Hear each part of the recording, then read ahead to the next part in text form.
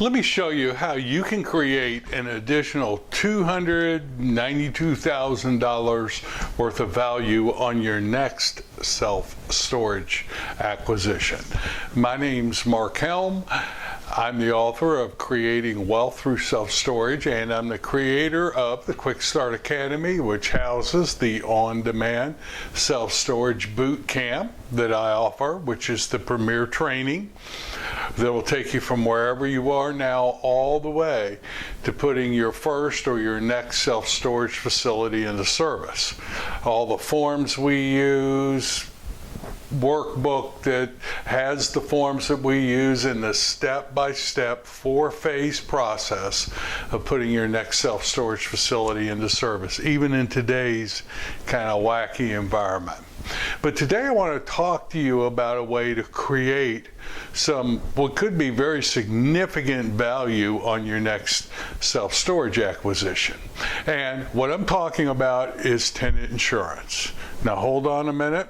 I know what you're saying. Tenant insurance is already in the offering memorandums I look at. Or you may be saying that tenant insurance doesn't work in our market. No one has it. Wherever you are on the spectrum of tenant insurance, I invite you to just suspend that for a second, and let's talk about how to create some real additional value for yourself in your next self-storage facility. So let's start with the do's and the don'ts around how to figure out tenant insurance. So let's start with the don'ts first. Don't use the numbers in the offering memorandums. Now, if there's historical numbers of what they have done in the past, which you see in a few, but not very many, if those numbers are there, then kind of build on those a little bit, but don't use the numbers in the offering memorandum. Don't assume if you decide to do tenant insurance, every unit's going to have tenant insurance. You know, we average over 90% now on our projects, but I don't calculate it that way when I'm looking at additional income. I'll show you in a little bit how we figure out how we project what our tenant insurance number is going to be.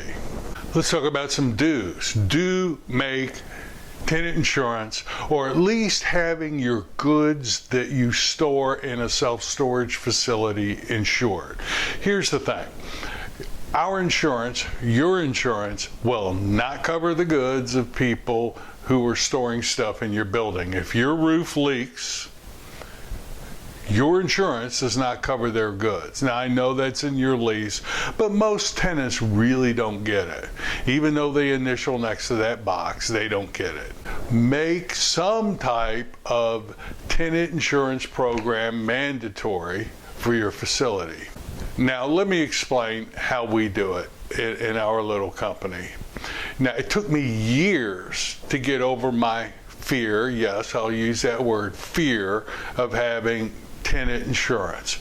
I will share with you all the, some of the excuses I made up in my mind about why we don't need tenant insurance. First of all, I said, well, it's our competitive advantage. The REITs are making people use tenant insurance. I won't do that, and I'll be able to get all the customers who don't want to pay tenant insurance. Big mistake.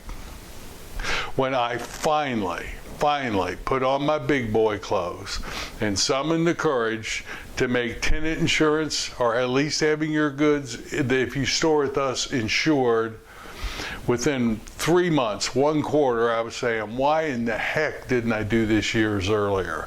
So that was about 4 or 5 years ago. Since then, there is not a project, not a market that we don't make tenant insurance mandatory. Now, how we do it is we say your goods need to be insured. Our insurance doesn't cover it. Now, you don't want to have, we're going to put tenant insurance on your unit because we want your goods insured. If it's worth storing, it's worth insuring. If somebody doesn't want it, we let them go. odds are they're going to be a problem, or they're a problem in the making. And I'll let my competitors have them. I want tenants who want to insure their goods. Now, they'll say, my homeowner's insurance covers it. Well, that very well may be true. First of all, if there's a claim here, if we have a weather event and you have to make a claim on your storage facility, believe me, you don't want to have that on your homeowner's insurance, because your home insurance on your home is going to go up for 4, 5, 6 years because of a claim you made on a self-storage facility. There are very few win-wins in life, I tell people, but tenant insurance is one of them. Now, when we first started using tenant insurance, our first provider was Bader, and I constantly quote a story that I heard early on when we decided to use tenant insurance. When Katrina hit in New Orleans, within a week, Bader was down there setting up card tables, cutting checks to the tenants who had tenant insurance. The ones that didn't have tenant insurance spent years fighting with their insurance company on some kind of claim. Tenant insurance is the way to go. It is not a hard sell. When we take over a facility, we implement tenant insurance. If you don't want to pay it, then you can leave. Or provide me proof that you're going to use your homeowner's insurance. Give me a declaration page from your homeowner's insurance, and we'll pull that fee off your monthly bill. Otherwise, you're paying it, because if you're storing with us, your goods are insured. Now, I know you may be saying, well, I'm in a rural market and no one else is doing that. To you, I say, good. Be the leader. Be the first. Make tenant insurance mandatory, or at least start experimenting with it. Put it on new unit. Do something. Start selling tenant insurance. When there is a claim, if there's a weather event, which there's going to be more and more of them, as we have weather events and people are break-ins and people are making claims, all of a sudden as the owner, you're now on the tenant side of the table advocating for them, and they're not coming at you because they have tenant insurance.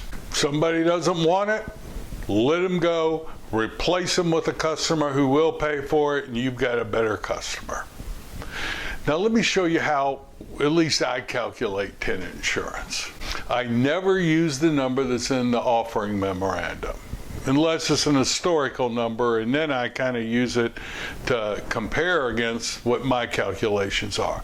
I'm going to assume that 80%, now in reality 90% do, but I'm going to assume 80% of my units are going to use tenant insurance that I sell them.